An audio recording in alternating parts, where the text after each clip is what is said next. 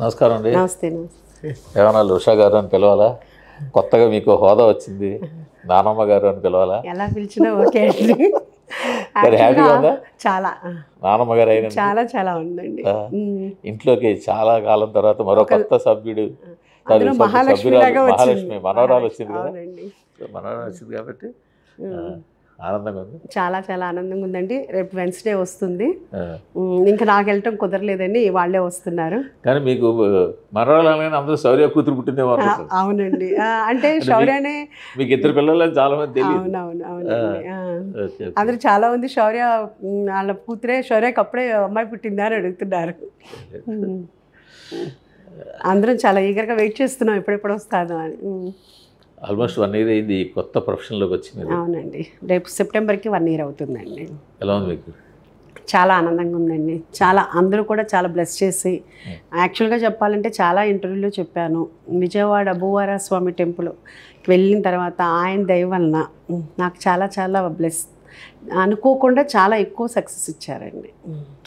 కానీ అంటే సినిమా వాళ్ళు చాలామందికి హోటల్ బిజినెస్ అవును ఉందండి. పెద్ద హీరోల దగ్గర నుంచి చిన్న హీరోల దాకా, డైరెక్టర్ల దాకా అందరికీ హోటల్ బిజినెస్తో పరోక్షంగా సంబంధం. సో వాళ్ళు అక్కడ కోట్ల మీద జరుగుతున్నట్టు వ్యాపారం, ఈ లక్షల్లో వ్యాపారం జరుగుతున్నాడు. బట్ మీరు దాన్ని వదిలేసి దీంట్లోకి వచ్చారు. అంటే వదిలేసి అనేది పూర్తిగా అయితే వదలలేదండి. కాకపోతే ఒక గ్యాప్ అంటే కనుక వదలాల్సి వచ్చింది.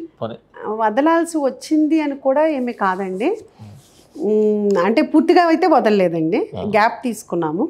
అనుకోకుండా నాకు ఇది చాలా ఎక్కువ ఇష్టం కాబట్టి భగవంతుడు నాకు ఈ మార్గం చూపించాడు. యాక్చువల్గా నేను ఇది పెట్టాలని 2011 నుంచి అనుకుంటున్నాను. చాలాను అప్పటికి అసలు నాకు మూవీ ఇండస్ట్రీతో కూడా నాకేమీ ఇది లేదు. కానీ ఏంటంటే ఇది చాలా టఫ్ ఇండస్ట్రీ అని చెప్పి ఎవరికాళ్ళు శౌర్య కానీ అందరూ కూడా వద్దు స్టార్టింగ్లో ఎక్స్పీరియన్స్ ఉంది కదా. నాకు ఉందండి, నాకు ఎక్స్పీరియన్స్ ఉంది. నాకు ప్లస్ నాకు ఇంట్రెస్ట్ అండి బాగా, నన్ను ప్యాషన్. ఒకటి నేను రోజు మీకు తెలిసిందే ఆఫీస్కే 50 మందికి వండి తీసుకెళ్ళేది. ఫుడ్ పెట్టడం రెండు ఇష్టం. అందుకని మీ చేతి ఫుడ్ చాలా సార్లు తిన్నారు కాబట్టి థ్యాంక్ యూ అండి, థ్యాంక్ యూ.